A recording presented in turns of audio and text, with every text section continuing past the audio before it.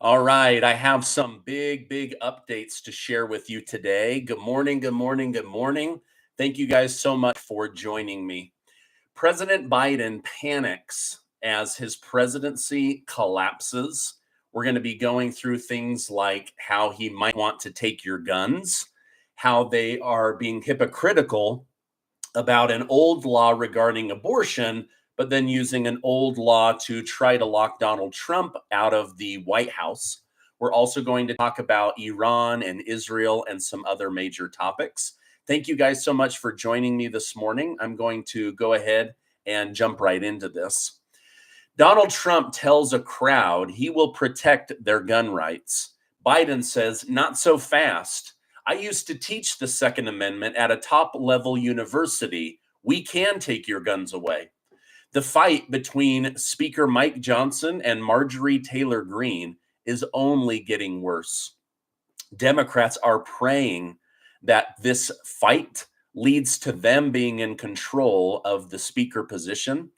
And Nancy Pelosi says the American people, specifically people that vote for Donald Trump, have destroyed America's reputation. And I'll show you why that is categorically false. Thank you guys so much for liking and sharing these videos because it really helps me out. So thank you guys so much. Now, during an interview with Univision, President Joe Biden reported that he was shocked when Trump famously told Americans that nobody will touch their guns. In response to Trump, Joe Biden claimed there were always certain limitations to the Second Amendment and stated, I used to teach the Second Amendment in law school. From the very beginning, there were limitations. You couldn't own a cannon. You couldn't you could own a rifle or a gun, but there were certain things you couldn't do. They weren't weapons of war. Now, while I understand what Biden is saying, I really hesitate to give the government more power than it already has. I mean, this is the same guy that stated the Second Amendment is essentially useless because the government will just use fighter jets on their own people. So, is he coming for your guns today? No. Would he like to? Absolutely. Now, President Biden has bashed the state of Arizona in an attempt to win over more voters after the state renewed legislation that limits nearly all abortions, except in the case of risk to the mother's life. This law was put in place in 1864. Now, even though Trump's stance on abortion is significantly less strict than other people in the party, Biden is attempting to show that states should not have the right to regulate abortion, that the federal government should decide what a woman can do with her body. Now, Biden stated millions of Arizonans will soon live under an even more extreme and dangerous abortion ban, which fails to protect women even when their health is at risk or in tragic cases of rape or incest. Now, under the renewed law, people who violate this law will face up to 5 years in prison. Now, I want to point out quickly that Biden is saying you shouldn't go back to an old law because it's now the 21st century, even though he goofed and said the 20th century. But then Biden is instructing his Department of Justice to use an old Civil War era law to label his opponent, Donald Trump, an insurrectionist and remove him from the ballot. So when it comes to the biggest thing that helps Democrats win elections, abortion, he says you can't go back to an old law. But when it comes to destroying his political enemy, he says an old law, that'll do it. So a lot of hypocrisy coming out of Joe Biden. But what's new? Now, the common theme that's being perpetuated ahead of the election is that Republicans are old, out-of-date people. They want to go back to the old ways. While in the case of Arizona, that is true, other claims are outright stupid. In reference to the new abortion ban, The View host Whoopi Goldberg stated, take a look at the things that they're rolling back. Remember I said ages ago that they would like to bring back slavery? I mean, come on. there's a huge difference between abortion and slavery, but you can't label someone a racist over their abortion stance, but you can label them a racist by saying they want to put you back in chains. They want you to be a slave again. So this is just everyday politics for Washington, D.C. Now, Sonny from The View told viewers that the eclipse that we all just lived through likely happened because of climate change. Not because eclipses have been happening ever since there was a moon, an earth, and a sun, but because of climate change. This is why I don't take any scientific or medical advice from The View. Otherwise, I would have got an experimental shot in my arm and likely developed myocarditis. No thanks, people from The View. Now, in the middle of a brawl between Representative Marjorie Taylor Greene and House Speaker Mike Johnson, the two decided to come together and have a meeting. Now, according to Marjorie Taylor Greene, Mike Johnson would not budge, nor would he provide details about how he plans to handle Ukraine, the money, audit it, make sure that the weapons and money are actually getting somewhere. Marjorie Taylor Greene stated, "We didn't walk out with a deal. I explained to him that he acknowledged that as a Republican member of the House, I pretty much have the best view on how the base feels and what Republican voters want, which is secure the border and protect the United States of America and quit sending our hard-earned money to Ukraine." Now, the beef between them comes from Mike Johnson abandoning all actions and ideas of protecting the southern border, which is exactly what Democrats wanted, and giving more of our hard-earned money in the form of taxation over to the country of Ukraine, which is what Democrats wanted. So I think Marjorie Taylor Greene is mostly mad Democrats keep winning and Americans keep losing. But maybe that's too simple of an explanation. I don't know. I'm just a guy on the internet.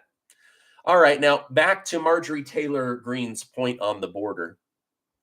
FBI Director Christopher Wray is scheduled to meet with the House of Representatives to warn of an elevated threat against the American public.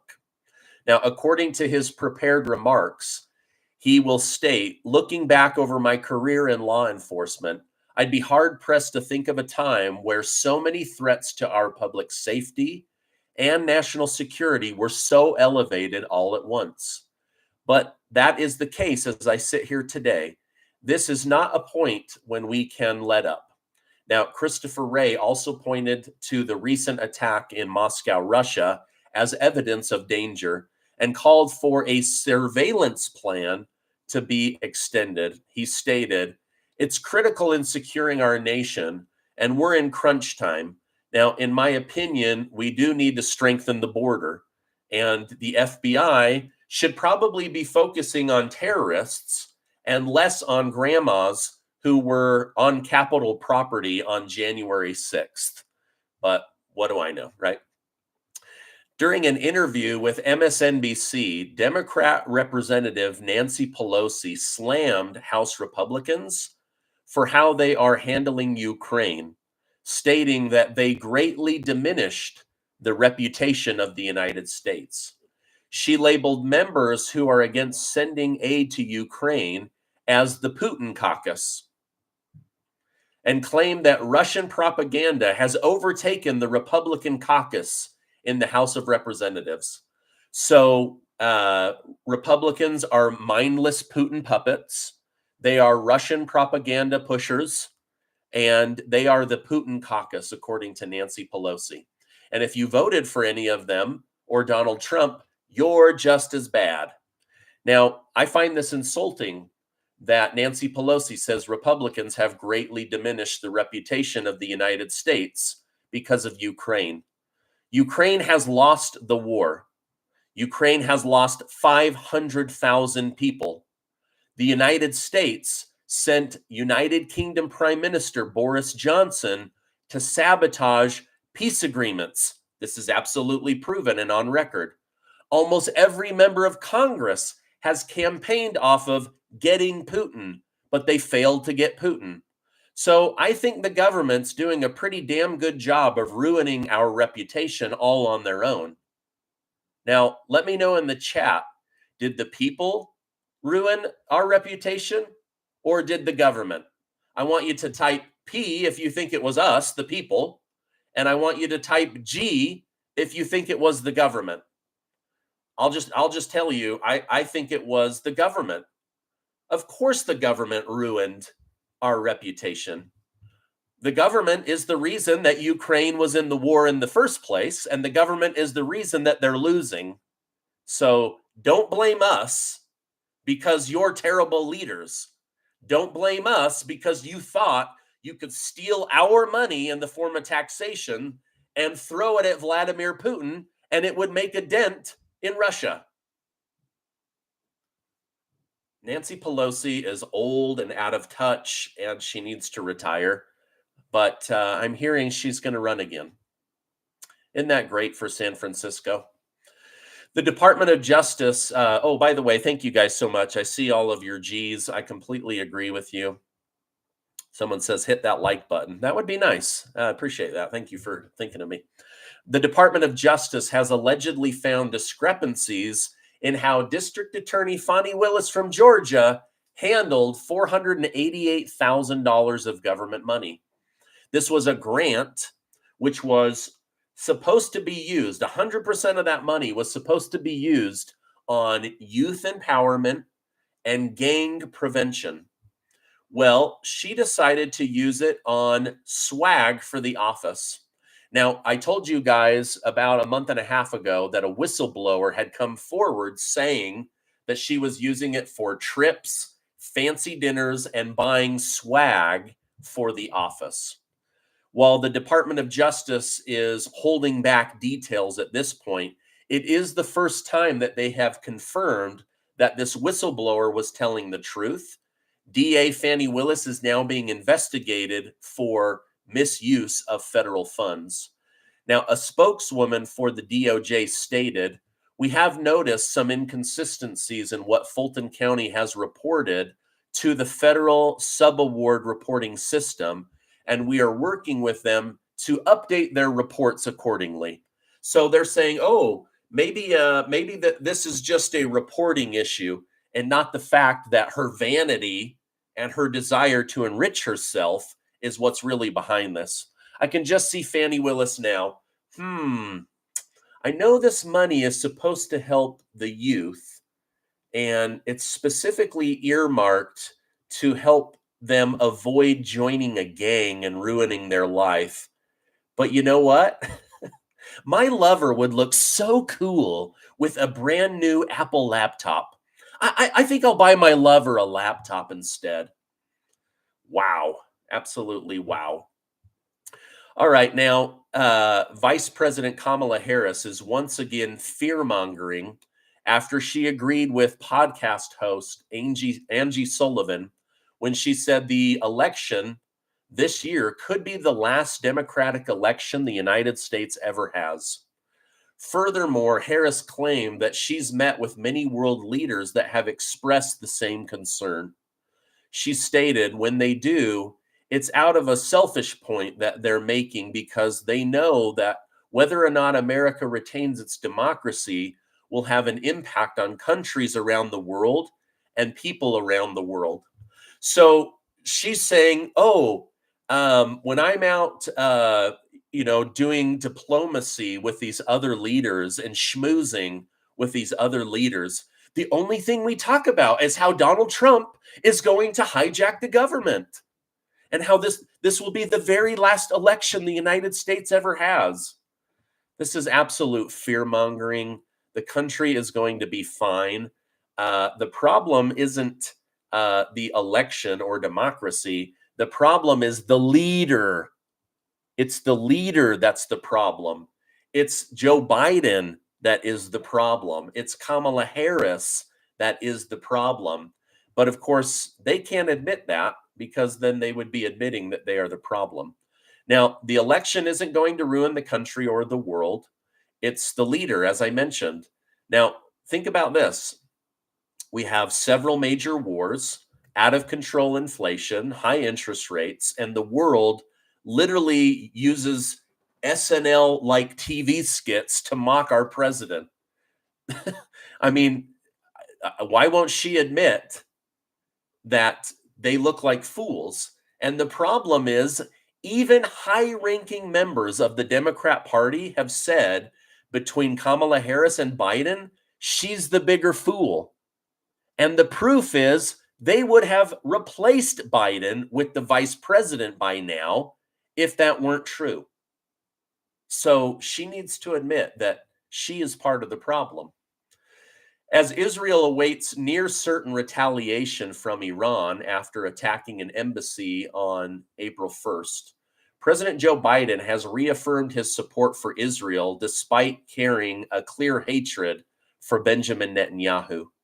Biden stated, "As I told Prime Minister Netanyahu, our commitment to Israel's security against these threats from Iran and its proxy is ironclad." Let me say it again, ironclad. We're going to do all we can to protect Israel's security. Now, the Israeli attack claimed the life of a top-ranking Iranian general, and it has sparked massive outrage from Iran. All the intelligence services say Israel or one of their embassies will be attacked.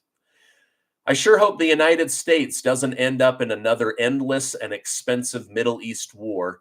But then again, this is exactly what the deep state and the military industrial congressional complex has been praying for.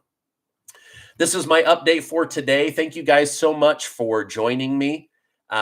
Please give this video a like. It helps to spread the word. It's one thing that you could do to help the channel.